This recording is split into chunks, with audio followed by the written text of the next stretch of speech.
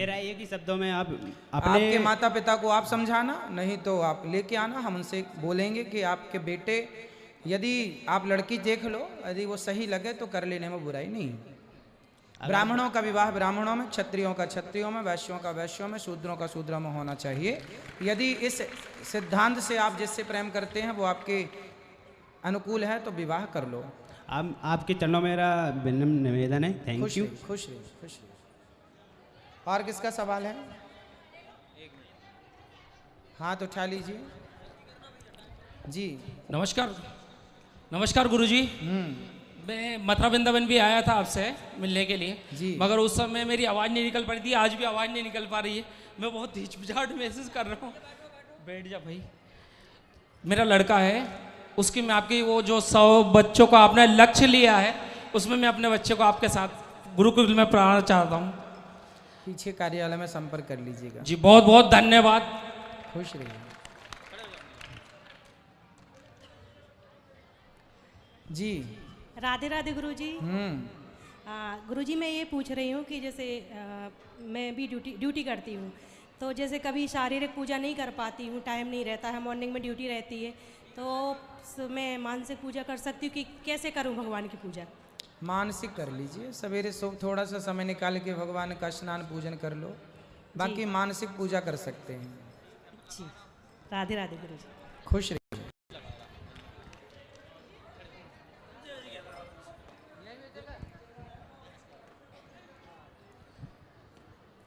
राधे राधे गुरु जी। जी, गुरु जी के चरणों में सादर प्रणाम। खुश रहिए गुरु जी, मैं आप ही का हाँ। शिष्य हूँ। खुश हम रहिए। हाँ, वृंदावन हम दोनों पति पत्नी आए थे, दोनों ने आप ही से दीक्षा ली है जी। जी। वृंदावन में 5-6 बार मैं आ चुका हूँ। गिरिराज जी की 8 परिक्रमा हो गई है। गुरु जी, हमने नया नूतन ग्रह बनाया है, तो 3 मई 23 को उसका उद्घाटन गृह प्रवेश है, और आत्मिक इच्छा थी कि 4 मई से आपकी भागवत कथा करवाएं। पर मैंने फ़ोन भी लगाया था, वृंदावन कक्का जी से मेरी बात भी हुई थी। कोई बात नहीं, कार्यालय में बात कर लीजिए। भागवत जी की पोथी पाठ है ना, पोथी पाठ करा तो लीजिए। गुरुदेव 4 मई से आप फ्री हैं क्या? वो सब बात कार्यालय में कर लीजिएगा। खुश रहिए। राधे राधे। और किसका सवाल? पीछे ले जाओ वहाँ बेटा जी। राधे राधे श्रीमन्नारायण जी। मेरा सवाल ये है, मैं 2 साल से आपकी कथा सुन रही हूँ, और मेरे को थोड़ी लड़की का वो है कि लड़की मेरे से थोड़ी वो ज़्यादा वो रहती है। क्या? वो मेरे से ज़्यादा बात नहीं कर रही है, और गुस्सा। आपकी बेटी? हाँ। क्यों नहीं बात करती आपसे? गुस्सा गुस्सा रहती है मेरे से वो। क्यों? पता नहीं। तो आपने पूछा नहीं क्यों? वो ऐसे बोलती नहीं है, वो पापा से बात कर लेती है अच्छे से, और उसका मन होता है तो करती है, नहीं मन होता है तो नहीं करती है। बात कर लो, क्या प्रॉब्लम उसके मन में क्या है, समझो, मन की बातें समझो बच्चों की। और मुझे क्या, मैं जैसे भगवान के आगे हाथ जोड़ती हूँ ना, तो मेरे को पता नहीं क्या होता है। क्या होता है? क्या होता है? पता नहीं ऐसे कुछ होता है। अच्छा है, भगवान से प्रेम होना चाहिए, यदि प्रेम होता है तो अच्छी बात है। हाँ, श्रीमन। सबको जो प्रश्न करना है कोई बढ़िया सवाल आध्यात्म जगत से जुड़ा हुआ तो ही करिए प्रश्न, व्यर्थ की बातें तो बाद में हो सकती हैं। जय श्रीमन नारायण गुरुजी। जी। राधे राधे। पिछले साल मैंने 1 अप्रैल को ही आपसे दीक्षा ली थी गुरुजी, और मैं कब से सोच रही थी आप इंदौर कब आएंगे, और आज ही आप इंदौर आए 1 ही अप्रैल को, और आपका बहुत बहुत स्वागत है इंदौर में। और गुरुजी, मुझे कुछ नहीं चाहिए, बस आप जैसे गुरु मुझे मिले। मैंने बहुत पुण्य किए होंगे जो मुझे आप जैसे गुरु मिले, और मैं बहुत बार 2-3 बार वृंदावन आ चुकी हूँ, आपकी सेवाएं देख चुकी हूँ, और वहाँ भोजन भी कर चुकी हूँ। सब आपका सब कुछ अच्छा है गुरुजी, बस बहुत पुण्यों से आप हमें मिले हैं। बस खुश रहिए, खुश रहिए। आशीर्वाद बनाए रखना। पूज्य गुरुदेव के चरणों में कोटि कोटि प्रणाम जी। गुरुदेव, मेरा प्रश्न ये है कि पूरी पीठ के शंकराचार्य जी ने ये भविष्यवाणी की है कि 3 वर्ष में भारत हिंदू राष्ट्र बनेगा। वर्तमान की परिस्थिति अगर हम देखें तो रोटी बेटी का जो मर्यादा है उसको भी बचाने के लिए सनातनियों को संघर्ष करना पड़ता है। तो इसमें आपका क्या योगदान रहेगा या आपके क्या विचार है, ये मैं जानना चाहता हूँ। अच्छा है, हम सब एक साथ ही ये आवाज़ लगाते हैं कि हमारा राष्ट्र हिंदू राष्ट्र बने। सब सारे संत समाज सभी सब लोग, आप हम सब कोई अलग अलग नहीं हैं। हम सब की इच्छा है कि हमारे बच्चों को स्कूलों में गीता पढ़ाई जाए, चौराहों में गायों को ना काटा जाए, और ये जब हिंदू राष्ट्र बनेगा तभी ये सब चीज़ें संभव हैं। आगे की कथाओं में ये सब चीज़ें हम बताएंगे विस्तार से। क्या इसके लिए आपकी कोई योजना है? देखो, हमारी और आपकी योजना काम नहीं करती, सरकार की योजनाएं काम करती हैं। हम और आप केवल आवाज़ लगाएंगे, फ़ायदे बताएंगे कि इस प्रकार से यदि हिंदू राष्ट्र बनता है तो उसके लाभ ये हैं। तो लाभ बताना, मार्गदर्शन करना हमारा काम है, मोहर लगाना सरकार का काम है। जब तक सरकार इसमें कागजी कार्रवाई ये नहीं करती कि हिंदू राष्ट्र है, तब तक बोलना तो स्वामी श्री करपात्री जी महाराज आज से बहुत समय पहले से बोल रहे हैं। हजारों संत इसमें अपने प्राणों की आहुति भी दे चुके हैं, इसमें योगदान दे चुके हैं, बलिदान दे चुके हैं, पर जब तक सरकार, आखिरी मोहर तो उनकी है। राधे राधे गुरुजी। जी प्रणाम गुरुजी। गुरुजी मैं 3 साल से आपकी कथा सुन रही हूँ। जब आप रेती मंडी में आए थे, रेती मंडी राजेंद्र नगर, हाँ हाँ, तब मैं आपको जानती भी नहीं थी गुरुजी। तो एक दादी थे, उन्होंने बताया था कि आप आए हैं, आपकी भागवत कथा है। तब से मैंने यूट्यूब पर सर्च किया, आपका जो मन में बसा कर तेरी मूर्ति, वो जो आरती गुरुजी, वो वाला जो आरती, वो मैंने याद की। 3 साल से मैं आपकी कथा सुन रही हूँ। मेरी मैया, जब से आपकी कथा सुन रही हूँ, मैं मेरी मैया को मैया ही बोलती हूँ और पिताजी को पिताजी। और मेरे सपने में भी आप आए थे। मैं मेरी मैया को बोल रही थी कि सब जगह जा रहे हैं गुरुजी, इंदौर कब आएंगे? तो मैया बोलती है कि कोई अच्छे, जो कि कोई धर्मात्मा, कोई भागवत कथा करवाएंगे अपने इंदौर में, तभी वो आएंगे, ऐसे थोड़ी ना आएंगे। और अपने भाग्य अगर अच्छे रहेंगे तो आएंगे। तो हम वृंदावन भी मैं गई थी, आपके दर्शन हुए, चरण स्पर्श हुआ, मगर मुझे गुरु मंत्र नहीं मिल पाया, क्योंकि जो साथी थे ना वो निकल गए थे। मैं लेट पहुंची थी और फिर दूसरे दिन मुझे घर आना था। तो मेरे सपने में आप आए, और आप आए तो मैंने आपसे पूछा, गुरुदेव मुझे गुरु मंत्र लेना है। और वो दिन आ गया है गुरुदेव कि कल मुझे आपसे गुरु मंत्र लेना है। मैं बहुत सौभाग्यशाली हूँ जो कि मैं कल गुरु मंत्र लूँगी। खुश रहिए। और एक मेरा क्वेश्चन है, जैसे कि लड़की बिना शादी के क्यों नहीं रह सकती? जैसे लड़का रह सकता है, फिर लड़की क्यों नहीं रह सकती? क्योंकि मैंने क्वेश्चन घर पर किया कि मुझे शादी नहीं करना है, तो मेरे घर वाले एकदम गुस्सा हो गए। पता नहीं, मतलब पिताजी, मेरा भाई। तो आपको शादी क्यों नहीं करना? गुरुदेव इसलिए नहीं करना है क्योंकि ये संसार में सब लोग जैसे कि उलझे हुए हैं ना। जैसे कि कोई दादी अपने पोते को छोड़ती ही नहीं है। क्योंकि मेरी एक बुआ जी है, छोटी बुआ जी, मैं उनको बहुत समझाती हूँ। उनके पोता पोती हैं, इतना मोह है, इतना मोह है, बहुत ज़्यादा। भागवत कथा सुनते हैं वो आपकी, मगर मोह माया बहुत ज़्यादा है उनकी। तो उनको देख के ऐसा लगता है कि मुझे शादी करने से मैं भी इस मोह माया में कहीं भगवान को ना भूल जाऊँ। तब तो आपको जरूर करनी चाहिए, ताकि समाज को आप बता सको कि देखो गृहस्थी में रह के आप उलझे पड़े हैं, और देखो हम बिल्कुल नहीं उलझे। आपको ये ज्ञान है कि हमें मोह माया में नहीं उलझना। तो आपको गृहस्थ में जाकर और फिर उसमें रह कर के समाज को बताना है। भगवान राम ने विवाह क्यों किया? इसलिए किया कि गृहस्थी चलाई कैसे जाती है। अच्छे लोग यदि समाज से दूरी बना लेंगे तो समाज का मार्गदर्शन कौन करेगा? और एक मेरी बुराई, जो कि मैं 3 साल पहले बहुत मतलब इतनी वैसी थी, जैसे कि इंस्टाग्राम, व्हाट्सअप, फेसबुक, 2-2, 3-3 घंटे मतलब ऐसे निकल जाते थे ना, पता ही नहीं चलता था। अब मुझे उनको ओपन करने का टाइम नहीं रहता है, क्योंकि मेरी कथा और मेरा काम सबसे ज़्यादा फ्री है। और गुरुदेव एक और क्वेश्चन है, जैसे कि मेरी अगली साल शादी है, मतलब होएगी है, क्योंकि मेरे जो पिताजी है ना, उन्होंने बोला है कि अगली साल फाइनल है। मगर मैं ऐसा सोच रही हूँ कि जैसे कि मैं मीडियम घर से हूँ, 3-3.5-4 लाख में मेरी शादी हो जाएगी। मगर मुझे सोफ़ा सेट, फ्रिज, कूलर्स, इनकी मुझे ज़रूरत नहीं है। अरे आपको नहीं है, जहाँ हो रही है वो तो मांगते हैं। आजकल तो शादी आपकी थोड़ी ज़रूरत होती है। सोफे में आपको बैठने ही नहीं मिलेगा, वही बैठ के तोड़ डालेंगे सब। हाँ तो सर गुरुदेव मैं ये चाह रही हूँ कि वो मुझे ना देकर, जैसे कि ओनली जो छोटा मोटा रहता है 1 और 1.5 लाख में ओनली भोजन प्रसादी कराकर, और जो छोटा मोटा खाने पीने का रहता है वो देकर, जो मेरा बचता है वो मैं ना जो अपने वृद्धाश्रम में गुरु अपना पाठशाला जो आप स्टार्ट करवा रहे हैं, मैं उसमें देना चाहती हूँ। बहुत सुंदर, अच्छे भाव हैं आपके, पर आप बेटी हो, आपके पिता की इच्छा होगी कि वो मैंने ये भी आपको बोला बहुत है। सारा दें, और यदि संतुष्टि ससुराल पक्ष वाले मिल जाएं तो ये बड़ी कृपा है भगवान जी की कि क्योंकि वो मैं ना मांगे। उसी घर में शादी करना चाहती हूँ जिस घर वो कुछ भी ना लें, क्योंकि मुझे इस सब की जरूरत है भी नहीं और लाइफ में ये सब कोई मायने नहीं रखता है। अच्छा, भगवान के ऊपर छोड़ दीजिए, फिर भगवान आपको जो अच्छा से अच्छा जीवन साथी होगा वो देंगे। और जीवन में वस्तुओं की ज़रूरत नहीं होती, जीवन में वस्तुएं ठीक है कि व्यवस्था के लिए चाहिए होती हैं, परंतु यदि आप संतुष्ट हैं तो बहुत ज़्यादा प्रभावित नहीं करती वस्तुएं।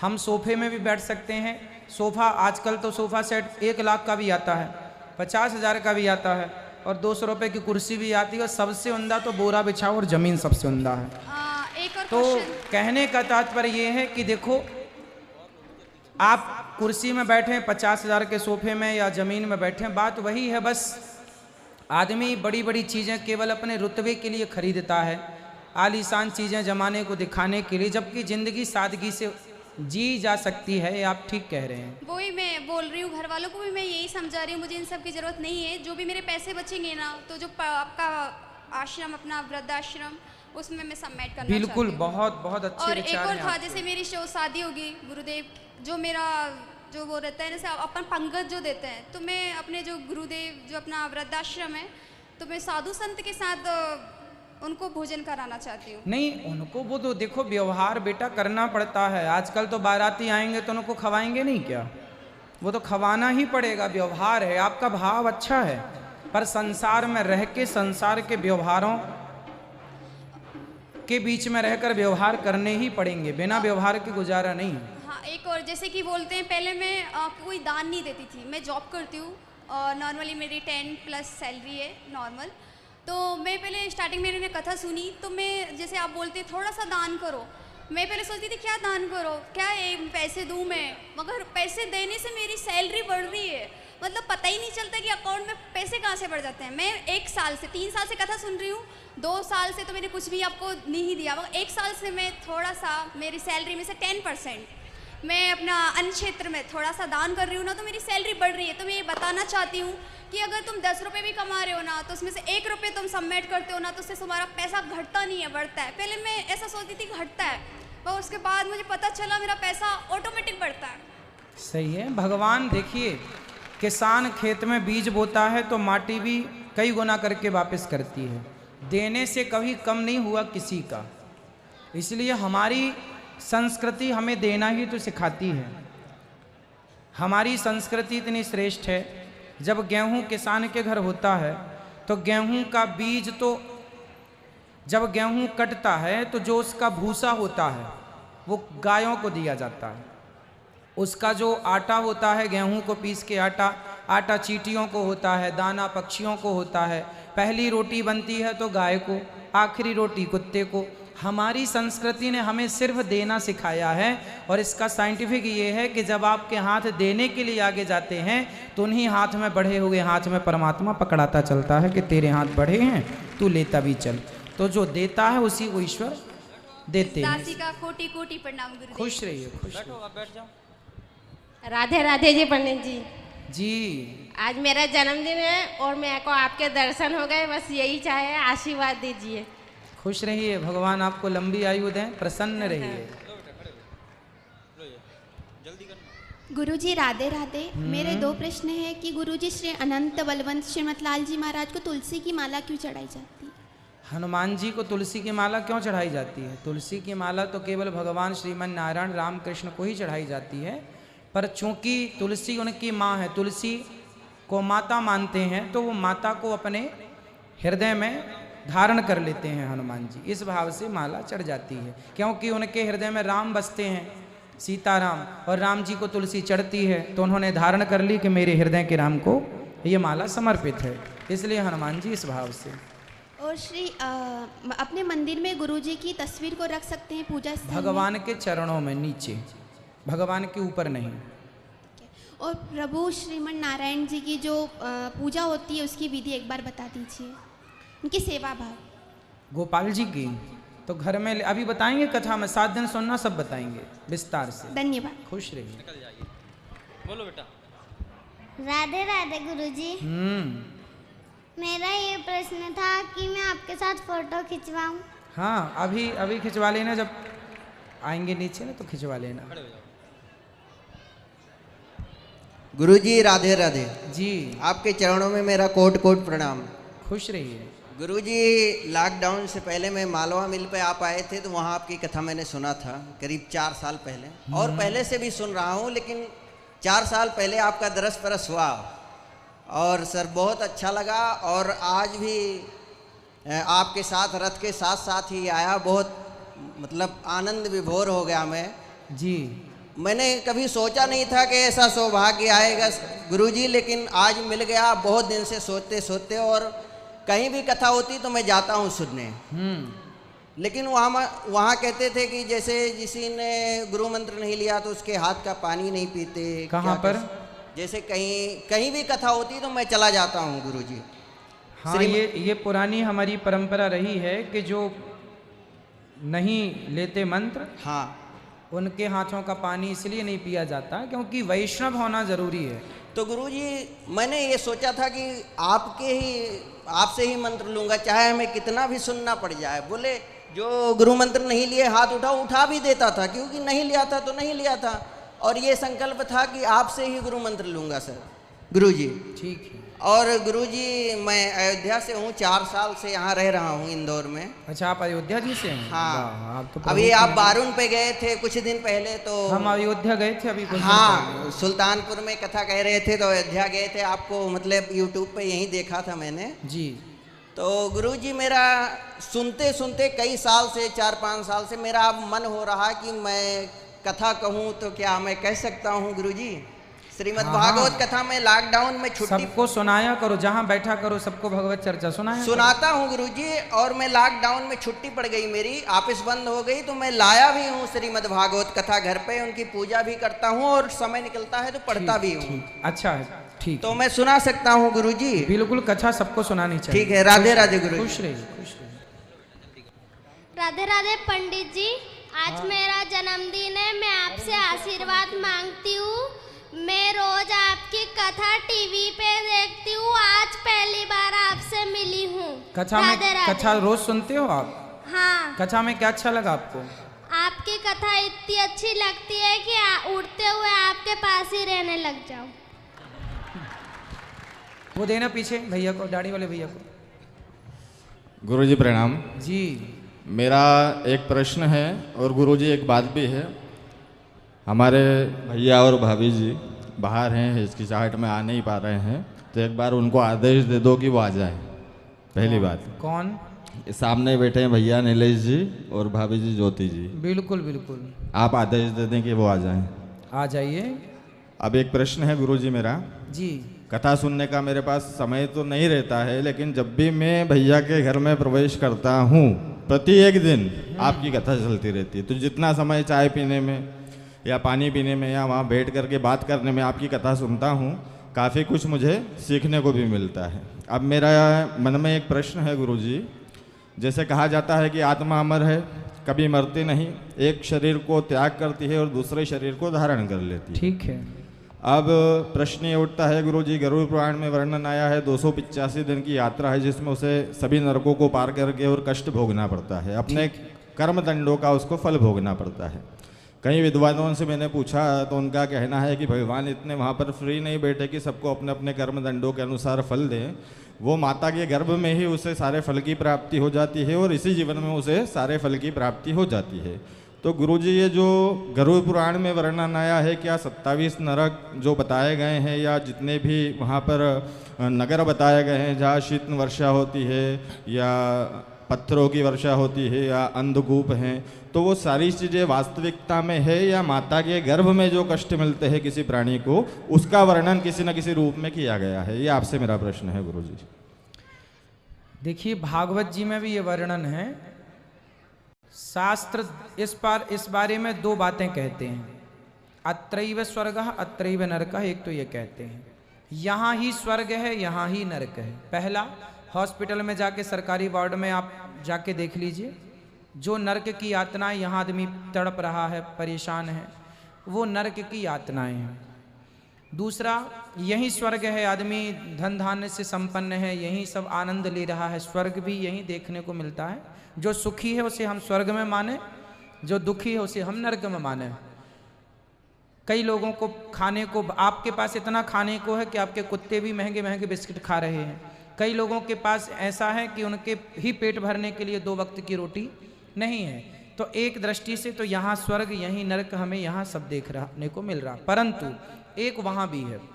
माँ के गर्भ में तो 9 महीने के लिए बच्चा जब आता है तो वहाँ कष्ट तो मिलता ही है। जनमत मरत दुसह दुख होई, लिखा है गोस्वामी जी ने। दुख तो बहुत होता है, पर जो नरक हैं, रौरव महारौरव अंध्रता मिश्र कुंभी पाक कालसूत्र असिपत्र वन सूकर मुख, ऐसे 28 प्रकार के जो नरक हैं वो अलग हैं। उन नरकों में हमें उन पापियों को भेजा जाता है जो कभी भगवान की शरण में नहीं गए, पाप से पाप करते गए, बड़े से बड़ा पाप, उन नरकों में भेजा जाता है। तो वो नरक भी हैं, वो भी सत्य है, ये नरक है ये भी सत्य है। छोटा सा फोड़ा हो जाए आपको तो बगल का डॉक्टर ठीक कर देगा, पर बीमारी बढ़ जाए तो आपको बड़े से बड़े हॉस्पिटल में रिफ़र किया जाता है। छोटा मोटा पापी तो यहीं दुख दर्द भोग लेता है, पर जो बड़े वीआईपी पापी हैं उनको फिर 28 प्रकार के नरकों में भेजा जाता है। तो यहाँ के नरक का होना भी सत्य है, माँ के पेट को जो नरक बताया गया वह भी सत्य है, पर वह भी सत्य है।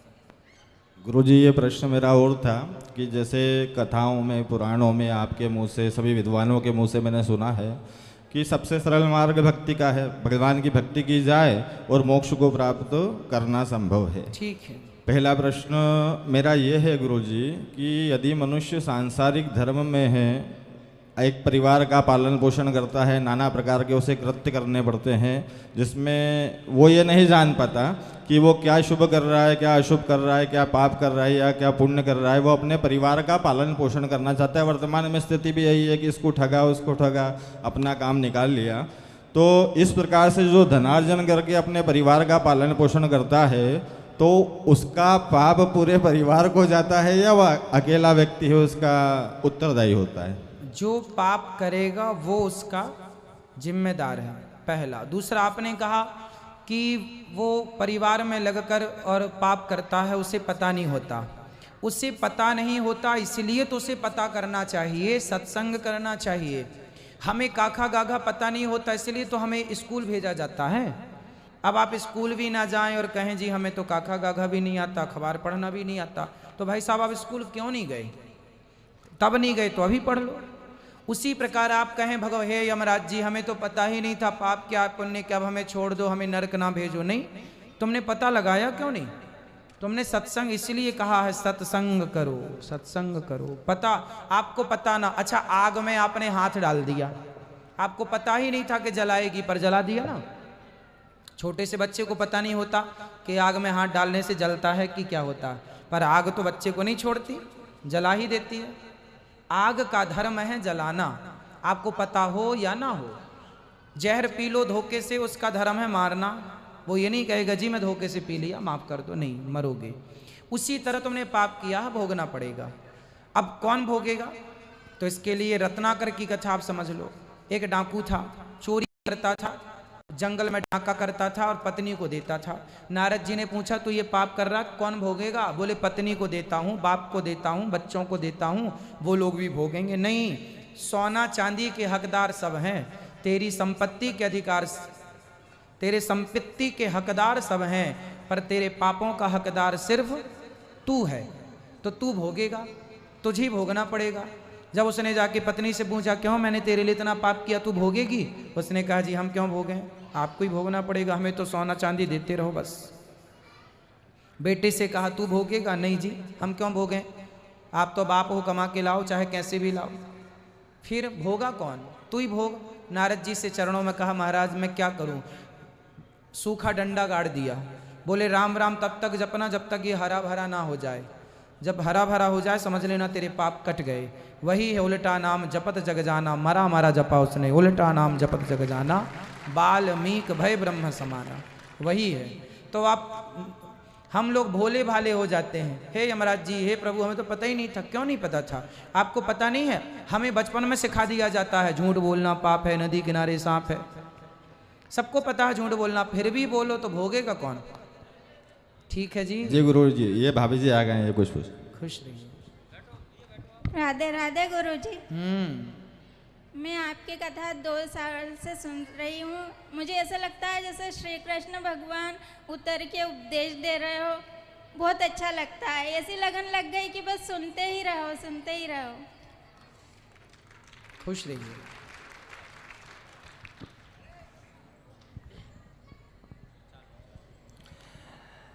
प्रणाम गुरुजी। जी राधे राधे। मैं राधे राधे, मैं गौरी तिवारी, यहाँ है थाना हीरानगर में ही पदस्थ हूँ। मेरा प्रश्न ये है गुरुजी, मेरा बेटा है 24 साल का, वो ब्लाइंड है, उसे बिल्कुल नहीं दिखाई देता है और संगीत का ज्ञाता है, उसको गॉड गिफ्ट है संगीत का, सारे इंस्ट्रूमेंट बजा लेता है सब। मुझे सर्विस में रहते उसको बहुत आगे जाना चाहिए था, मुझे पहुंचाना चाहिए था, लेकिन सर्विस में रहते मुझे टाइम मिला नहीं, मैं उससे परफेक्ट टाइम नहीं दे पाई। पर मैं चाहती हूँ कि आपके सानिध्य में एक वो भजन भी सुनाए और आपका आशीर्वाद ले, और मैं चाहती हूँ कि वो आध्यात्मिक में जाए सर। जरूर ले आइएगा और उसको संगीत क्लास दीजिए ताकि वो अपने आप को, अब जैसे हमारे देश में एक बहुत बड़े संगीतज्ञ हुए हैं श्री रविंद्र जैन जी सर जी, जिन्होंने रामायण में संगीत दिया है जी। शीश पे खड़ाऊं राम भक्त ले चला राम की निशानी, जिन्होंने ये गीत गाया है, वो भी बचपन से ही उनको आंखों से नहीं दिखता था, लेकिन वो इतने बड़े संगीतज्ञ हुए कि उनका हुनर ही उनकी आंखें बन गया। तो आप बच्चों को हुनर दीजिए जी, काबिल बनाइए। जरूरी नहीं है कि हम इन आँखों से देखें, कई बार हम वो चीज़ें देख लेते हैं अपने भीतर की आँखों से जो इन आँखों से दिखना संभव नहीं होता। तो आपके बच्चे का यदि रुझान संगीत में है तो ये श्रेष्ठ है। वो सारे इंस्ट्रूमेंट बजा लेता है, उसको सब गॉड गिफ्ट है। और संगीत का टीचर भी आसरा चैनल में, आसरा संस्था में जो मूक बधिर बच्चे होते हैं उनको वो संगीत सिखाता है। तो ले आना, ये दास भी दर्शन करेगा। जी गुरुमान। खुश रहिए, खुश रहिए। राधे राधे गुरु जी। जी गुरु जी, मेरा सवाल है आप कि गुरु मंत्र के क्या क्या फायदे होते हैं जीवन में, आप बता दीजिए। किसके? गुरु मंत्र लेने के। गुरु मंत्र लेने के फायदे,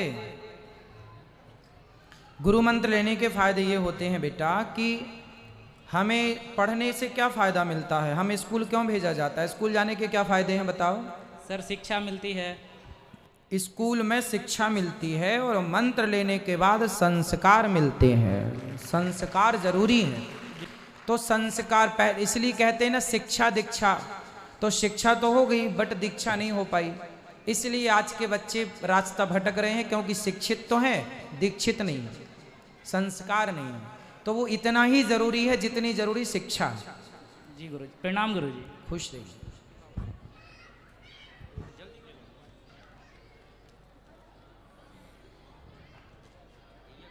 महाराज जी जय जय श्री राधे कुंज बिहारी श्री हरिदास। महाराज जी वृंदावन टटिया स्थान से कृपा पात्र हूँ। वाह सुंदर। महाराज जी ध्यान में बैठता हूँ माला लेके, जब मंत्र का जाप करता हूँ, विचरण वृंदावन का ही रहता है, पर विचरण करते करते करते गुरु मंत्र छूट जाता है, पर विचरण मेरा चलता रहता है वृंदावन का, पर गुरु मंत्र मेरा छूट जाता है और फिर विचरण, और फिर समय भी निकल जाता है मेरा माला का। तो महाराज जी इसके लिए क्या किया? अच्छा है, भगवान का यदि आपका मन वृंदावन में है तो यही सबसे अच्छी बात है। और नाम तो काम, जैसे आप यहाँ बैठे थे उस समय भी आपकी श्वासों में, आप हमसे बात करें या बिस्तर पे जाके सो जाएं, हर समय आपकी सांस चलती है, उसी तरह भगवान नाम चलना चाहिए और वो मंत्र धीरे धीरे अभ्यास से होगा, है ना। और आप वृंदावन में रहते हैं अपने मन से, तो बहुत अच्छी बात है, आपका मन यहाँ वहाँ ना भटक के वृंदावन जाता है, ये सबसे अच्छी बात है। तो अपने मन से कहो कि तू जा बिहारी जी का दर्शन करता रहे बस। आज भी आया था आपसे आशीर्वाद लेने, वृंदावन भी आपसे मिला था। आज एक प्रश्न और है मेरा कि तुलसी माला और रुद्राक्ष की माला बताते हैं साथ में नहीं पहनना चाहिए, पर अपने वृंदावन में तो पहनते हैं, स्थान में भी बोलते हैं कि पहनते हैं। देखो ऐसा है कि जो भगवान शिव हैं, भगवान शिव किसका ध्यान करते हैं? भगवान श्री कृष्ण का जब जन्म हुआ तो भगवान कृष्ण को देखने के लिए भगवान शंकर भी आए कि नहीं? जिनका दर्शन करने के लिए शिवलोक से शिव जी आते हैं। राम जी का जन्म हुआ तो राम जी को देखने अवध में शंकर जी भी आए। जिनके दर्शन को पाने के लिए शिव जी भी लाइन में खड़े हैं, ऐसे भगवान को जब हृदय में बसा लिया तो जो शिव जी की आराधना करता है, जो शिव जी की पूजा करता है, वो शिव जी की पूजा करने के बाद ही भगवान कृष्ण और राम की पूजा, श्रीमन नारायण की पूजा करने का अधिकारी होता है। तो जब आप नाव से किनारे पहुंच जाएंगे तो नाव अपने आप छूट जाएगी। नाव में तब तक ही बैठा जाता है जब तक कि आप किनारे पर नहीं पहुंचे। किनारे पर पहुंचने पर भी आप नाव में बैठे रहेंगे तो किनारे पहुंचने का अर्थ क्या हुआ? तो नाव छूट जाएगी। उसी प्रकार भगवान रुद्राक्ष की माला पहनने वाला जब तुलसी पहनता है तो इस भाव से कि मुझे रुद्राक्ष ने तुलसी तक पहुंचाया, मतलब भगवान शिव की उपासना ने। अच्छा, नरसिंह मेहता को आप जानते हैं? नाम सुना आपने? हाँ, बोलो हाँ या ना। भक्तमाल में नरसिंह मेहता की कथा है।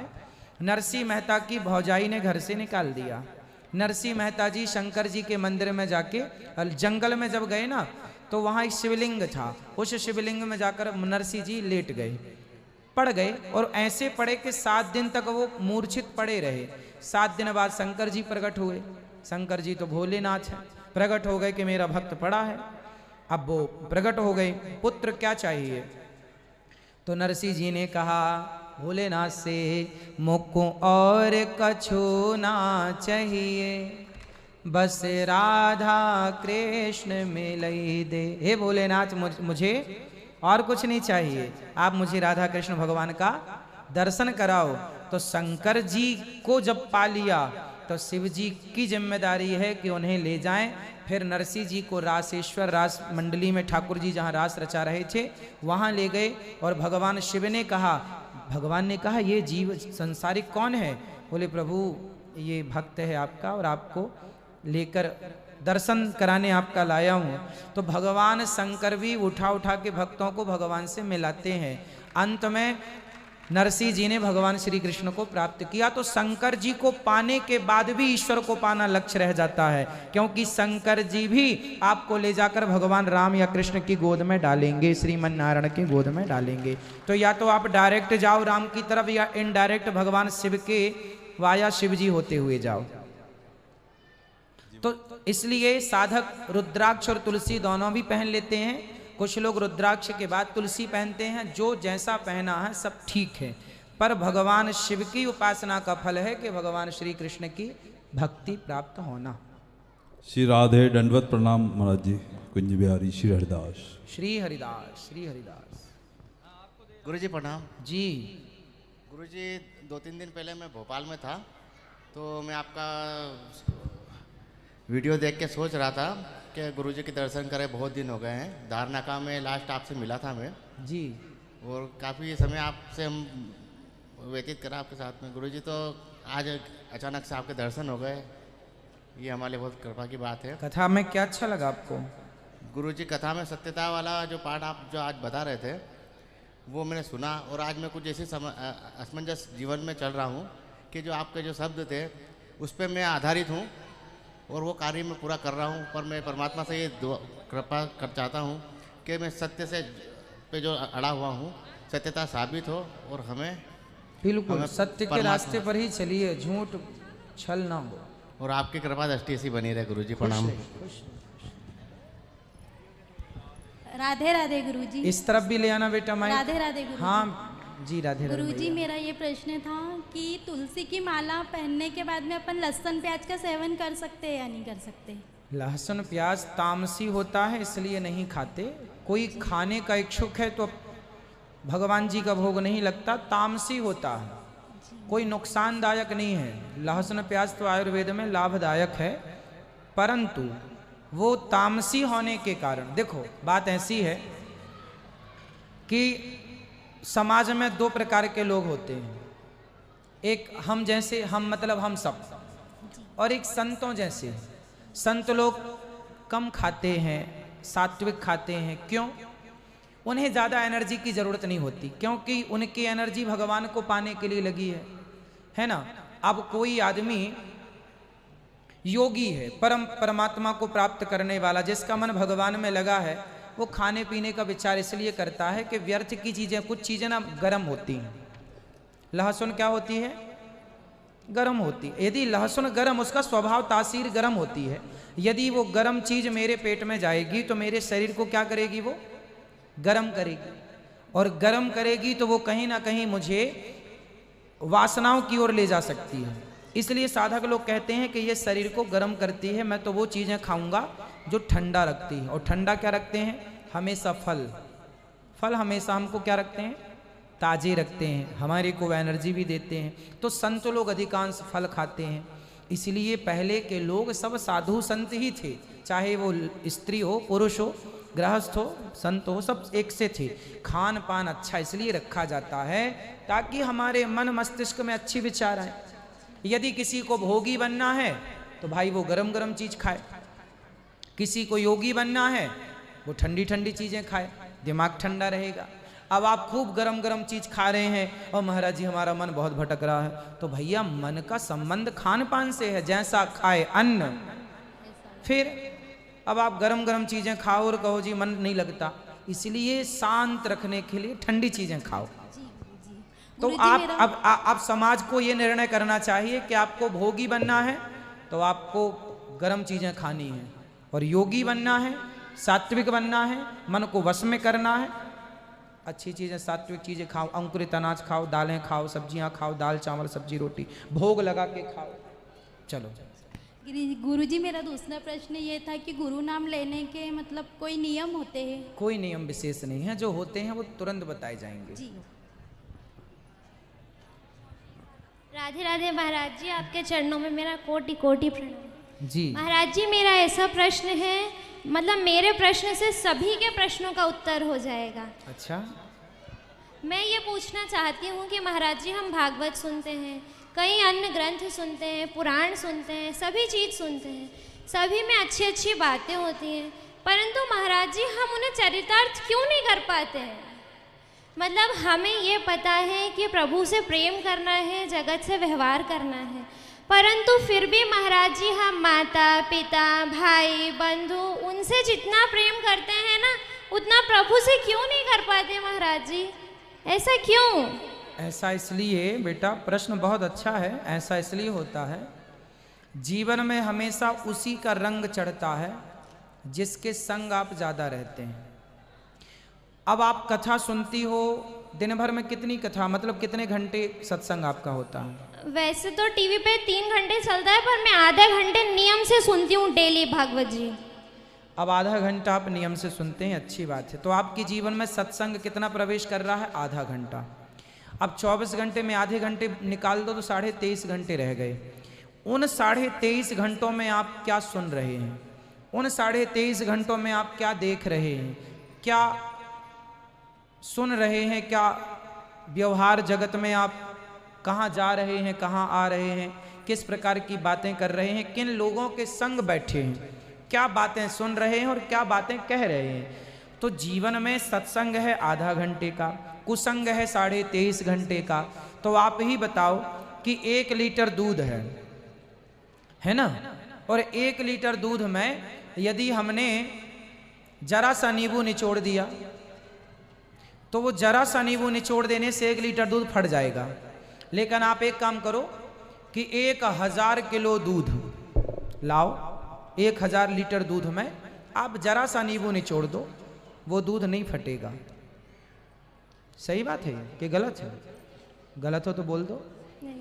जहां दूध की अधिकता हो गई, अनलिमिटेड, बहुत सारा, और बूंदें उतनी ही हैं नींबू की जितना आपने 1 लीटर में प्रयोग किया था।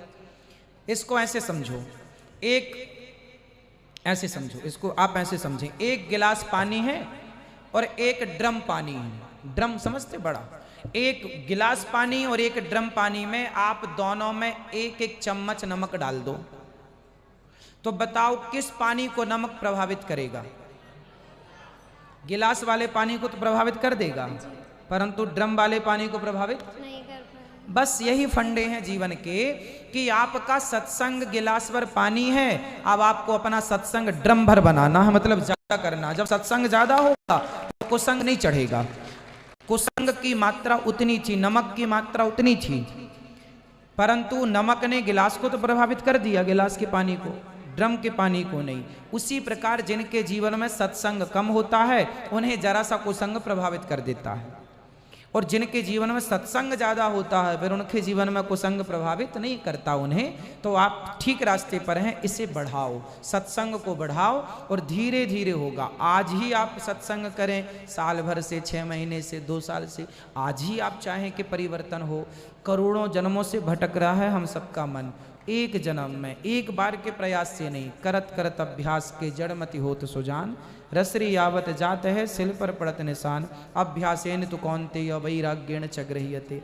अभ्यास करते रहिए, ये निरंतरता सत्संग की बनी रहे, टूट ना जाए, बस इसका ख्याल रखना चाहिए, सत्संग से होगा। महाराज जी बस एक छोटा सा प्रश्न और, मम्मी का प्रश्न ये है कि राम भगवान का अगर मंत्र है तो उसे हम तुलसी की माला से जपें कि रुद्राक्ष की माला से जपें? तुलसी, भगवान राम, कृष्ण और श्रीमन नारायण का कोई भी मंत्र तुलसी से होता है, भगवान शिव का मंत्र रुद्राक्ष से होता है। जी राधे राधे, धन्यवाद। देवी मंत्र होता है चंदन की, सफेद चंदन की, लाल चंदन की माला से। राधे राधे गुरुजी। जी मैं आज पहली बार आपकी भागवत सुन रहा हूँ और पहली बार में ही आपसे बात हो गई, मतलब बड़ा सौभाग्यशाली हूँ मैं। तो आज पहली बार कथा सुनी आपने? हाँ, मतलब ऐसे आमने सामने पहली बार टीवी पे सुनी है आज तो तक। क्या क्या क्या अच्छा लगा इस आज की कथा में आपको? आप कथा नहीं सुनी है, वो भी बाद में आया हूँ अभी। अभी तो कह रहे थे आज सुनी। नहीं सुनी, मतलब बस अभी आए हूँ। और आज तक जितनी भी कथा सुनी है सिर्फ मैं आखिरी में प्रसाद लेने के हिसाब से जाता था और मस्ती करने के हिसाब से। अभी मेरी शादी हुई है तो अब मैं चाह रहा हूँ कि मैं थोड़ा सा मतलब धार्मिक प्रवृत्ति में बढ़ूँ और भगवान को मानूँ। इस चीज़ का मैं तो बड़ा कंफ्यूज हूँ। मैं अभी तक भगवान को नहीं मानते थे? नहीं, मानता था, लेकिन मैं इस चीज़ में कंफ्यूज हूँ कि हम लोग साईं बाबा मानते थे, मैं और मेरी पत्नी, और हमारी उन्हीं के आशीर्वाद से शादी भी हुई है। तो अभी मेरा मानना ये है कि प्रदीप महाराज जी बोलते हैं कि भोले बाबा को मनाओ, बागेश्वर धाम जी बोलते हैं हनुमान जी को मनाओ, और अब मैं आज आपके पास आ गया हूँ तो मैं तो और कंफ्यूज हो गया आज। क्या कन्फ्यूजन है बताओ? तो अब मैं मनाऊँ किनको, कि कृष्ण भगवान को मनाऊँ या भोले बाबा को मनाऊँ या दादाजी को मनाऊँ? तो आप मुझे कोई रास्ता दिखाएं, क्योंकि मैं अब प्रसाद लेने नहीं आना चाहता हूँ। मैं चाहता हूँ कि मैं धार्मिक प्रवृत्ति में बढ़ूँ और मैं और मेरी पत्नी दोनों धार्मिक प्रवृत्ति को आगे आपके पहले ही मैंने एक भैया को इस प्रश्न का उत्तर दिया कि भगवान शिव की आराधना जो करता है, हाँ, भगवान शिव की आराधना जो करता है जी, जो ओम नमः शिवाय का मंत्र जपता है जी, जो भगवान शिव की पूजा आरती करता है, हाँ, उस पूजा का फल क्या है? उस पूजा का फल यही है कि भगवान श्रीमन नारायण या श्री कृष्ण से प्रेम हो जाए। यदि भगवान शिव की पूजा से भगवान श्री राम के चरणों में प्रीति नहीं हुई, भगवान कृष्ण के चरणों में प्रीति नहीं हुई, तो समझो वो पूजा अधूरी है। अच्छा। तो शिव जी की पूजा कहाँ पहुँचा रही है आपको? भगवान श्री कृष्ण के चरणों में। और हनुमान जी की पूजा कहाँ? राम द्वारे तुम रखवारे। और हम लोग साईं जी को मानते हैं, तो कई लोगों का मानना है कि साईं जी को नहीं मानना चाहिए। हमारे एक मित्र बोलते हैं कि खाटू श्याम चलो हमारे साथ, तो वहाँ पर बोले उनको मनाना चाहिए। कई लोग बोलते हैं कि आप इनसे दीक्षा ले लो, आप उनसे दीक्षा ले लो। तो मतलब मैं बड़ा कंफ्यूज हो गया हूँ कि मैं करूँ क्या। अच्छा, इस हिसाब से मैंने आज तक ली ही नहीं। साईं बाबा को आप क्या मानते हैं? साईं बाबा का मैं व्रत रखता हूँ गुरुवार को।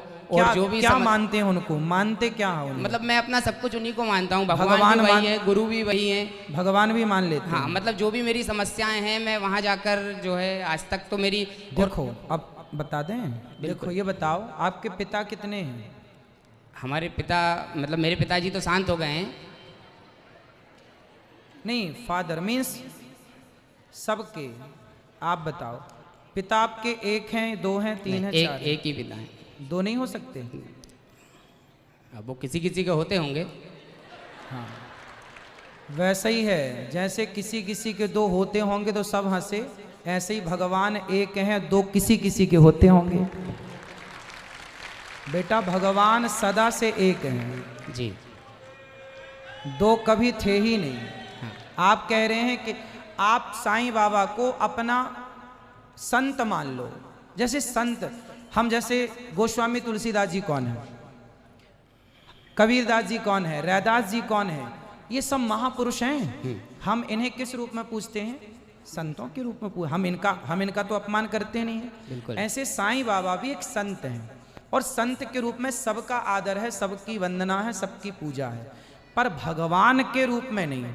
आप किसी को अपना चाचा कह सकते हैं, आप किसी को अपना भाई कह सकते हैं, लेकिन आप किसी को अपना डायरेक्ट ये नहीं कह सकते तू ही मेरा बाप है।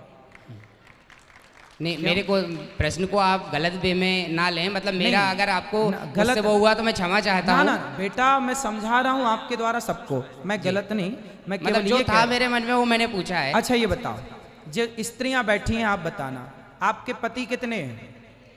2 हो सकते हैं? कईयों के होते हैं। तो कई लोगों के होते हैं, वो वैश्या होती है ना, समझो, वो पतिव्रता नारियों की गिनती में नहीं आती हैं। नहीं। फिर उसी तरह जैसे किसी स्त्री के 2 पति हो गए तो वो स्त्री नहीं कहलाई, वो वैश्या हो गई। उसी प्रकार जैसे पति एक ही होता है, बाप एक ही होता है, उसी प्रकार भगवान भी एको ब्रह्म द्वितीयो नास्ति। ईश्वर ऐसे नहीं है कि जो मन पड़ा, जिसको मन पड़ा उसको आपने भगवान बना के बिठा दिया। सनातन धर्म ऐसा नहीं है, सनातन धर्म अनादि है ना। किसी को भी आप भगवान का दर्जा, आप किसी को भी अपने पति का दर्जा नहीं दे सकते, किसी को अपने बाप का दर्जा नहीं दे सकते। बाप एक, पति एक, तो भगवान भी एक। हाँ, संत के रूप में सबको प्रणाम, भगवान के रूप में नहीं। ठीक है, भगवान 2 क्यों नहीं हो सकते, इसका बता दूं। बताओ, क्या भगवान राम की जगह कोई ले सकता है? नहीं। क्या भगवान कृष्ण की जगह कोई ले सकता है? नहीं ले सकता। फिर जब नहीं ले सकता तो आप क्यों दे रहे हैं? आप ही तो दे रहे हैं, आप ही तो लाइसेंस बांट रहे हैं सबको कि भाई तुम भी भगवान हो जाओ, तुम भी भगवान हो जाओ। हो सकता है? इसलिए बेटा, आप अपने इष्ट पे पहले आप मंत्र ले चुके, गुरु मंत्र लिया आपने? नहीं, अभी नहीं लिया। आप जब आपका मन करे, जिससे मन करे उससे गुरु मंत्र लीजिए और यथार्थ को जानिए। भगवान हनुमान जी किसकी पूजा करते हैं? राम जी। हाँ, राम जी को बसाते हैं। शंकर जी किसका ध्यान करते हैं? जिनका ध्यान शंकर जी सदा वसंतम हृदयारविंदे भवम भवानी सहितम नमामि। जिनके हृदय में राम बसते हैं, जो भगवान शंकर राम जी की उपासना करते हैं, जो हनुमान जी राम जी की उपासना करते हैं, और राम और कृष्ण ये 2 नहीं हैं, वही राम है। एक रूप में वो राम है, एक रूप में वो कृष्ण। भगवान नारायण ही राम बने। भगवान नारायण के 24 अवतार हैं। नारायण, नारद, हरि, कपिल देव, श्री राम, हंस, हयग्रीव, मोहिनी, दत्तात्रेय, नरसिंह, वामन, व्यास जी, ऋषभ देव, ये सब 24 अवतार। जैसे नरसिंह भगवान भी भगवान नारायण का अवतार है, वामन भगवान भी भगवान नारायण का अवतार है। उन्हीं अवतारों में एक अवतार राम और एक अवतार कृष्ण। तो भगवान की पूजा की जाए। भगवान किसे कहते हैं? बिनु पग चलहि सुनहि बिनु काना, कर बिनु कर्म करहि विधि नाना, ऐश्वर्यस्य समग्रस्य धर्मस्य यशस्वी। भगवान के बारे में परिभाषित सब क्या? अच्छा बताओ, क्या सब प्रधानमंत्री हो सकते हैं? नहीं हो सकते। नहीं हो सकते। सब भगवान कैसे हो जाएंगे बताओ? सब राष्ट्रपति हो जाएंगे? फिर भगवान सब कैसे हो गए? आपसे सवाल है, अब सब भगवान कैसे हो गए? अब बताओ भगवान कितने हैं? मतलब मुझे जो क्वेश्चन था वही मैंने आपसे किया। अब जैसे भोले बाबा भी भगवान है, हाँ, श्री राम जी भी भगवान है, कृष्ण जी भी बताए भगवान तो हमने बता तो दिया कि वो एक ही है। वो क्या है? देखो, बिजली कितनी होती है? एक। बिजली एक होती है, पर एक बिजली को 3 भागों में डिवाइड किया जाता है, जिसे 3 फेस कहते हैं। 3 फेस में क्या है? एक ही बिजली दौड़ रही है। 3 फेस क्यों बनाए गए? यदि 3 फेस ना होते, 3 फेस इसलिए बनाए गए कि ये मोटर चले, ये मशीन चले। ये यदि 3 फेस नहीं होता तो आप डायरेक्ट लाइट से, जो डायरेक्ट पावर दौड़ रहा, उसमें से आप चला लो एसी, चलेगा ही नहीं। भाई, चीज़ों को चलाने के लिए 3 फेस चाहिए कि नहीं? हाँ या ना? हाँ। उसी प्रकार जैसे एसी, पंखा, कूलर चलाने के लिए 3 फेस का कनेक्शन चाहिए ही चाहिए, उसी प्रकार से उस एक परमात्मा को व्यवस्था करनी थी, तो वो एक 3 भागों में डिवाइड हो गए। वैसे जैसे एक बिजली 3 भागों में डिवाइड हो गई, 3 फेस बन गई, उसी प्रकार वो एक नारायण ब्रह्मा बन गए। बोलो ब्रह्मा। दूसरे बन गए विष्णु। तीसरे बन गए शिव।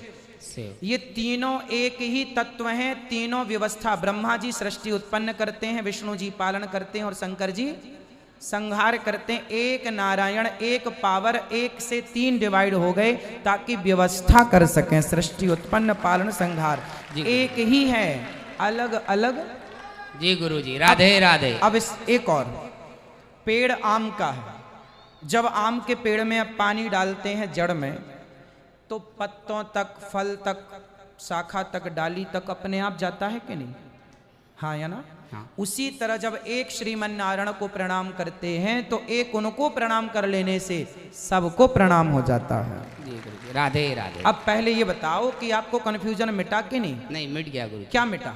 कि भगवान एक ही हैं। कौन है वो? भोले बाबा को मनाओ या आप कृष्ण भगवान को मनाओ या राम को मनाओ। अब कल को कोई आपसे सवाल करेगा तो आप उत्तर दे पाएंगे? बिल्कुल। अब बताओ कि फिर जो आपने अभी नए भगवान को लॉन्च किया वो कौन है? वो अभी कौन है? कौन है? किस रूप में आप भजोगे अब? मैं बस अभी तो राधे राधे। ठीक है, संतों के भाव से सबको प्रणाम करो। बिल्कुल। किसके भाव से? संतों के भाव। भाई आप संत हैं, आप साधु हैं, हम आपको प्रणाम करते हैं, हम आपका आदर करते हैं, है ना? यहाँ तक कि हनुमान जी को हम लोग हनुमान जी कह के प्रणाम करते हैं। हम हनुमान जी को भगवान नहीं कहते, क्योंकि हनुमान जी के हृदय में भगवान है। हनुमान जी ने कभी अपने आप को भगवान नहीं कहा, है ना? भगवान सब। इंद्र कौन है? इंद्र कौन है? देवता। इंद्र देवता है बेटा, इंद्र भगवान नहीं। भगवान अलग है और देवता, हाँ समझो, भगवान की तुलना। आप लोग जब कह देते हैं ना ये भगवान वो भगवान, ये हम सनातनियों को इतना तो ज्ञान रखना चाहिए कि भगवान किसे कहें। सबको भगवान कहना भी अपराध है। सबको महापुरुष कहिए, सबको प्रणाम कीजिए, आदर सबका।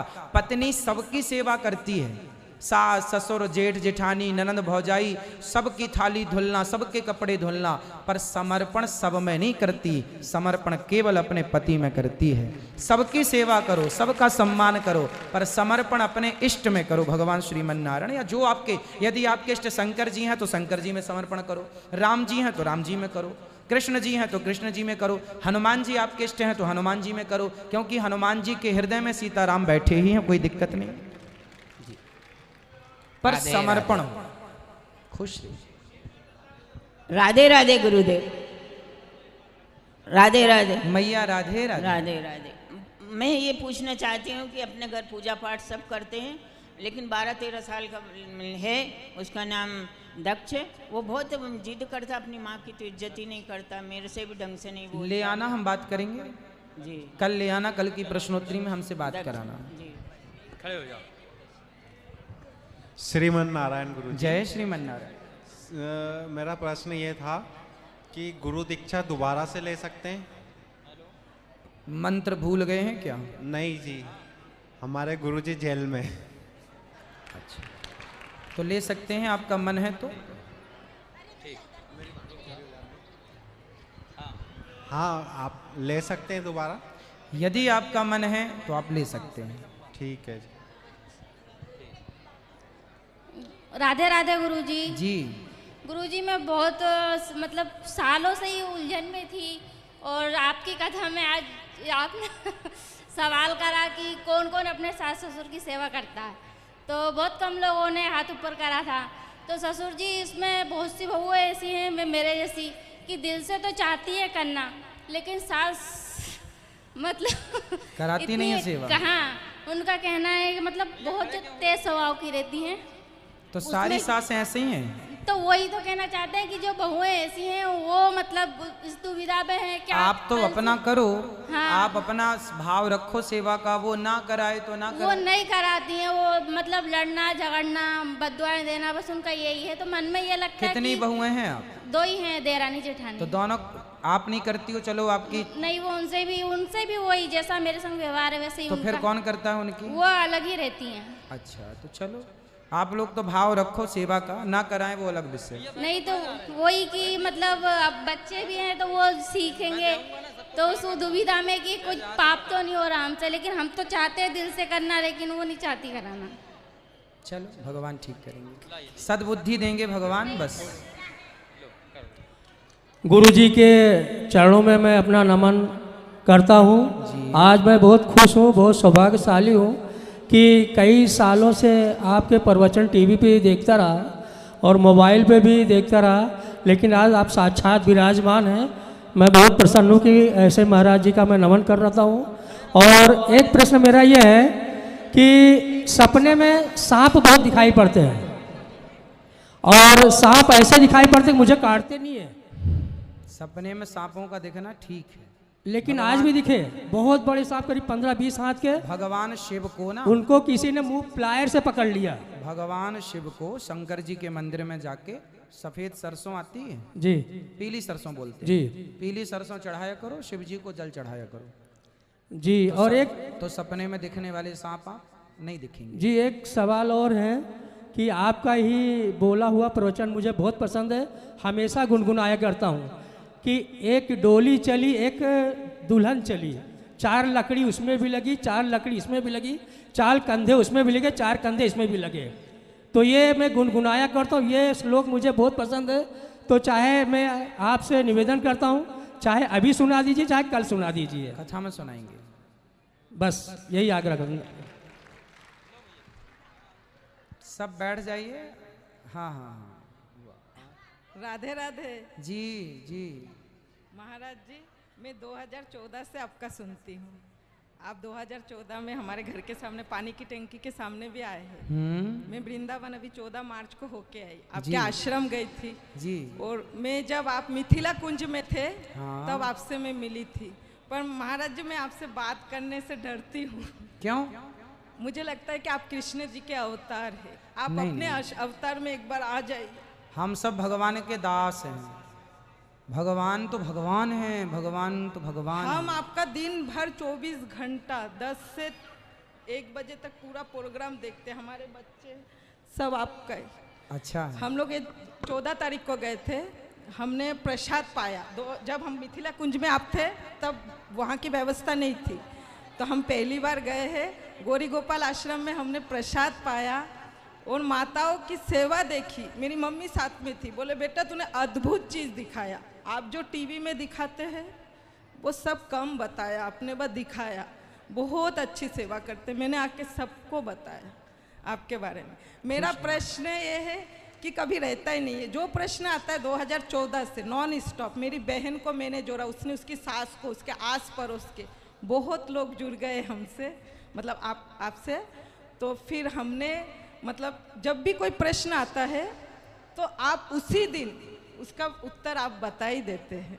तो बस मैं खाली ये जानना चाहती हूँ, जैसे हमारे आसन में कृष्ण जी और श्री चैतन्य महाप्रभु जी और नित्यानंद प्रभु गौर निताई, वो हमारे आसन में होता है। तो मुझे तो उनके बारे में नॉलेज है, मैं मायापुर में भी जाके आई हूँ।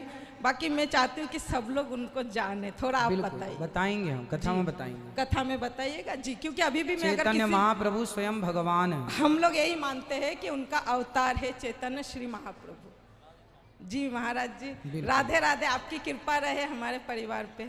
महाराज जी राधे राधे। राधे राधे गुरुजी।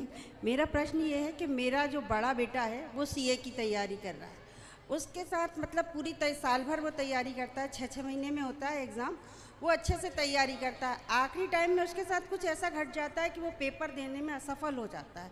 एक बार उसका पेपर छूट गया, बाकी 3 सब्जेक्ट में निकल गया, 1 में रह गया। एक बार मतलब इसी जो ये नवंबर वाले अटेम्प्ट में वो पेपर देने जा रहा था और बाथरूम में गया, वो गिर गया। पता नहीं ऐसा उसके साथ क्यों होता है और वो छोड़ना नहीं चाहता चाहिए, तो इसके लिए कोई उपाय बताइए। क्या नहीं छोड़ना चाहता? सीए। तो उसकी ललन है, लगन है तो करने दीजिए ना। तो पर वो मन से डिप्रेशन में भी तो आता है ना। भगवान से प्रार्थना करिए कि हो जाए, जब उसकी इच्छा है तो हो जाने दीजिए, होगा। तो कोई उपाय बताइए ना गुरुजी। उनसे बोलना कि मन लगा के पढ़ाई करें, भगवान का चिंतन करें। मन तो पढ़ाई तो वो बहुत मन से करता है, और भगवान का नित्य नाम जपें तो मन शांत होगा। श्रीमन नारायण जपें, थोड़ा बहुत कथा सुना करें। वो उनसे बोलना कथा सुना करो, भगवान का नाम जपने से जो मन की अशांति है वो खत्म हो जाएगी, तो मन एकाग्र होगा। राधे राधे। इस तरफ भी ले आना भैया थोड़ा माइक। फिर राधे राधे गुरुजी। राधे राधे गुरुजी जी।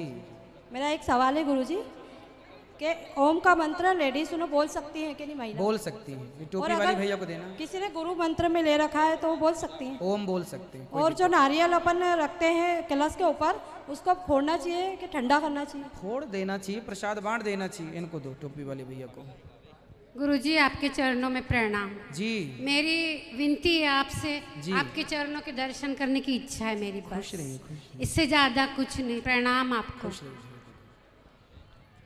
गुरुजी आपके चरणों में कोटि कोटि प्रणाम। जी भैया। मैं मध्य प्रदेश के धार जिला से ग्राम पतलाना से हूँ, यादव हरि समाज का मैं।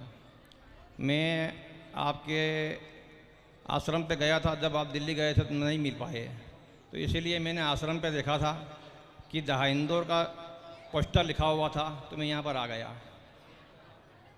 और मैं ये प्याज लहसुन आज दिन तक जीवन भर में नहीं खाया मैंने, बचपन से ही। गुरुजी मेरा दिमाग नहीं काम करता, जब मेरी पत्नी गुजर गई तो मेरा दिमाग काम नहीं करता, क्या करूं? पत्नी गुजर गई तो अपने आप को भगवान से जोड़ दो। बेटे क्या करते हैं? बेटा खेती करता है, किसानी। अब आप अपने आप को भगवान में जोड़ दो, मन लगेगा। पत्नी चली गई है इसलिए पत्नी की याद आती है, इसलिए धीरे धीरे मन वहाँ से हटाओ और भगवान में। इसलिए कहते हैं कि पहले से अपने आप को भगवान में लगाए रखो, क्योंकि ये रिश्ते एक ना एक दिन नहीं रहेंगे। ये बात हम कथा में कहते, पहले से ही अभ्यास बना रहेगा तो ज़्यादा कष्ट नहीं होता। जब चला गया कोई तभी मन लगाओगे, थोड़ा टाइम लगेगा। इसलिए पहले से ही अभ्यास करो भगवान के चरणों का। जय श्री कृष्ण। राधे राधे गुरुजी, कोटि कोटि प्रणाम। आपकी कथा में 12-13 से सुन रही हूँ। रतलाम में आपने एक कथा की थी, हाँ। जब मैंने पहली बार सुनी थी। अच्छा। उसमें आपने भजन गाया था, भक्तों स्वर्गा से आए हो संदेश। जब से मैं आपकी दीवानी, आपकी ही कथा सुनती हूँ और किसी की अच्छी नहीं लगती। और आप बोलते हैं रामायण पढ़ना चाहिए, तो मैंने रामायण भी खरीदी, आपसे ऑटोग्राफ भी लिया हुआ है। गीता में भी ऑटोग्राफ है, जब जनता क्वार्टर में इंदौर में हुई थी। जी। इंदौर की। मेरा एक प्रश्न है कि रामायण में भानु प्रताप जो थे अच्छे राजा थे। प्रताप भानु। हाँ, प्रताप भानु अच्छे राजा थे, उनकी जनता भी अच्छी थी, सबकी सेवा करते। लेकिन उनके साथ दूसरे राजा ने धोखा करके उनके भोजन में मांस मिला दिया, तो उनकी उसमें क्या गलती थी जो उनको श्राप मिला? और वो जो आकाशवाणी हुई तो पहले हो जाती, बाद में हुई तो उनको श्राप भी नहीं मिलता। वो एक क्वेश्चन है मेरा। गलती उनकी सिर्फ इतनी थी कि जब जंगल में उन्हें एक साधु मिले जिनका नाम था एक तनु। हाँ, वो राजा थे पहले के। हाँ, वो कपटी साधु था। हाँ। उससे प्रताप भानु ने क्या कहा कि मुझे अमर बना दो। हाँ। मेरा राज्य अचल कर दो, मतलब मैं ही सदा के लिए राजा रहूं। राजा के अंदर लोभ आ गया। प्रताप भानु जी के अंदर क्या आ गया? अच्छा, उनके अंदर लोभ। और जब लोभ आता है तो विनाश होता है। बस सिर्फ लोभ। गलती उनकी तो नहीं थी, गलती लेकिन वो उनकी जो वंश था उनका पूरा परिवार, उनकी क्या गलती थी? तो कोई गलती नहीं थी, लेकिन भगवान ने कृपा की, उनको रावण बनाया। बाद में रावण के रूप में उनका दर्शन देकर कृतार्थ, सजा भुगतना पड़ी। रावण मजे में रहता रहा, काय की सजा? रावण लंका में रहता था, देवताओं को दबाए रखा था। फिर वो रावण काय का दुख में? रावण जैसा सुखी कौन था? ना? लेकिन गलत किया तो परिणाम मिला, ये कहना। अच्छा, अब सुनो, आज के लिए इतना ही रखो। जो सवाल रह गए हैं कल कर लेना, क्योंकि समय अधिक हो गया। कल फिर प्रश्नोत्तरी होगी। हम रोज आपके मध्य आकर के आपको समय देंगे। जो YouTube पर जुड़ रहे हैं चैनल को सब्सक्राइब कर लें और शेयर कर लें। जिनके सवाल रह गए हैं कल फिर आपके मध्य प्रश्नोत्तरी होगी। सबको जय श्रीमन नारायण, राधे राधे, जय। कल